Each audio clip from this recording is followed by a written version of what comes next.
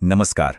આજે જે વાત કરવી છે ને એ ખરેખર એક લાલ બત્તી સમાન ચેતવણી છે. ગુજરાતમાં આપણા યુવાનોનું ભવિષ્ય એક એવા ભયંકર સ્કેમને કારણે બરબાદ થઈ રહ્યું છે જેની આપણે કલ્પના પણ ન કરી શકીએ. જો તમારા ઘરમાં તમારા પરિવારમાં કોઈ યુવાન છે તો આ વાતને બહુ જ ગંભીરતાથી સમજવાની જરૂર છે. બધી ગડબડની શરૂઆત અહીંથી જ થાય છે. કોઈ મિત્ર કે ઓળખીતો આવીને તમને આવી એક સાવ સાદી લાગતી ઓફર આપે, સહેલાઈથી પૈસા કમાવાની વાત કરે.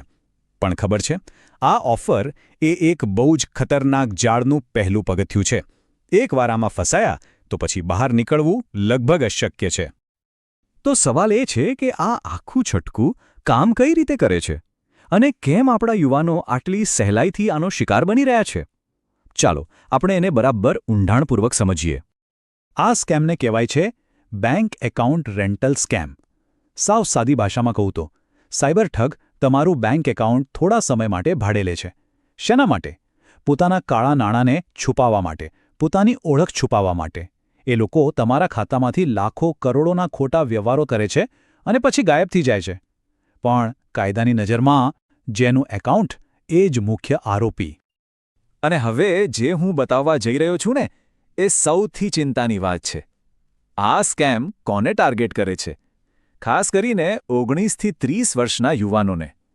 આ જ તો ઉંમર છે કરિયર બનાવવાની, સપના જોવાની, અને બસ આ જ સમયે સહેલાઈથી પૈસા કમાવાની લાલચ સૌથી મોટી લાગે છે અને આ લોકો એનો જ ફાયદો ઉઠાવે છે. આ લોકોની કામ કરવાની રીત બહુ સીધી સાદી છે. પહેલું પગલું તમને થોડા પૈસાની લાલચ આપશે. બીજું પગલું તમારા એકાઉન્ટનો ઉપયોગ કરીને લાખો કરોડોના ફ્રોડ ટ્રાન્ઝેક્શન કરશે. અને છેલ્લું અને સૌથી ખતરનાક પગલું, જેવી પોલીસની એન્ટ્રી થાય એ લોકો ગાયબ. અને ફસાય કોણ? આપણો યુવાન જેનો બેંક એકાઉન્ટ છે. ચાલો હવે વાત કરીએ એની કડવી હકીકતની. એકવાર આ જાળમાં ફસાયા પછી પરિણામ કેટલું ભયાનક આવે છે. અને સાંભળજો, આ ખાલી પૈસા ગુમાવવાની વાત નથી. અહીં તો આખી જિંદગી દાવ પર લાગી જાય છે. જુઓ, કાયદાનો નિયમ બહુ સ્પષ્ટ અને સીધો છે. પોલીસ હોય કે કોર્ટ, એમના માટે એક જ વાત છે: જેના ખાતામાં ફ્રોડના પૈસા આવ્યા એ જ મુખ્ય આરોપી છે. પછી ભરે તમે ગમે તેટલા નિર્દોષ હોવ, એ સાબિત કરવું ખૂબ જ મુશ્કેલ બની જાય છે.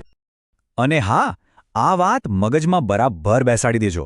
તમે ગમે તેટલી દલીલો કરો કે મને તો ખબર જ નહોતી, અથવા મેં તો ખાલી મારું એકાઉન્ટ ભાડે આપ્યું હતું, ત્યાં કોઈ આ બહાના સાંભળવાવાળું નથી હોતું. કાયદાની નજરમાં જવાબદારી માત્ર અને માત્ર એકાઉન્ટ હોલ્ડરની જ બને છે. બસ. આ કોઈ નાની ભૂલ નથી જેની સજા થોડા દિવસોમાં કે મહિનાઓમાં પૂરી થઈ જાય. ના, આ તો એક આજીવન સજા જેવી છે, જે જિંદગીભર તમારો પીછો નથી છોડતી. ચાલો જોઈએ કઈ રીતે એક નાનકડી લાલચ આખી જિંદગીને બરબાદ કરી નાખે છે. હવે આ ઘટનાક્રમ ધ્યાનથી સમજજો. પહેલાં શું થાય છે? જે રાજ્યમાં ફ્રોડ થયો હોય ત્યાંની પોલીસ સીધી તમારા ઘરે આવે છે અને ધરપકડ કરીને લઈ જાય છે.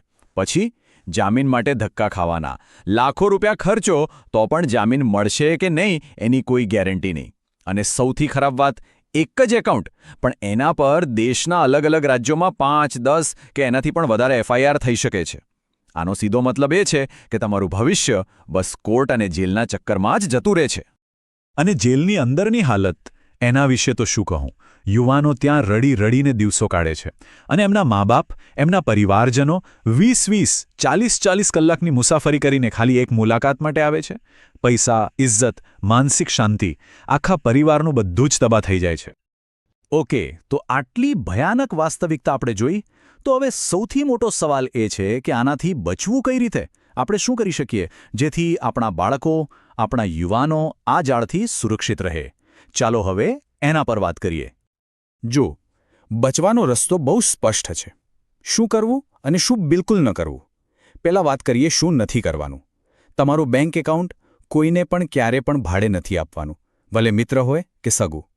અને તમારો OTP, UPI પિન કે ATM પિન એ તો કોઈની સાથે શેર કરવાનો સવાલ જ નથી આવતો.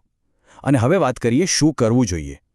આ મેસેજને લોકો સુધી પહોંચાડો, જાગૃતિ ફેલાવો. કોઈના ખાતામાં અચાનક બહુ બધા પૈસા આવે તો સવાલ પૂછો. અને પોતાની સોસાયટીમાં, પોતાના ગામમાં સાયબર ક્રાઇમ અવેરનેસના કાર્યક્રમો કરો. અને ખાસ કરીને માતાપિતા તરીકે આપણી જવાબદારી અહીં સૌથી મોટી છે. પહેલું કામ, તમારા બાળકના બેંકમાંથી આવતા ડેબિટ ક્રેડિટના SMS પર નજર રાખો. બીજું, જો એના ખાતામાં અચાનક કોઈ મોટી રકમ જમા થાય તો તરત જ પૂછપરછ કરો કે આ પૈસા ક્યાંથી આવ્યા. અને ત્રીજું અને સૌથી જરૂરી, એમને વારંવાર શીખવો કે ઓટીપી, યુપીઆઈ પિન જેવી ગુપ્ત માહિતી કોઈની પણ સાથે શેર ન કરાય. અને સાંભળો, આ ખાલી એક વ્યક્તિ કે એક પરિવારની લડાઈ નથી. આખા સમાજે સાથે મળીને આની સામે લડવું પડશે.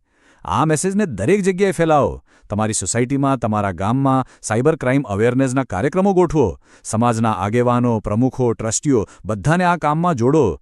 આપણા યુવાનોને બચાવવા એ આપણી સૌની સામાજિક ફરજ છે. અને છેલ્લે બસ આ એક સળગતો સવાલ તમારી સામે મૂકીને જાઉં છું.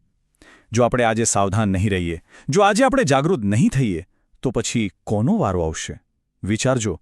કદાચ આવતીકાલે આપણા જ ઘરના કોઈ દીકરાનું ભવિષ્ય દાવ પર લાગી શકે છે. મહેરબાની કરીને સાવધાન રહો અને સુરક્ષિત રહો.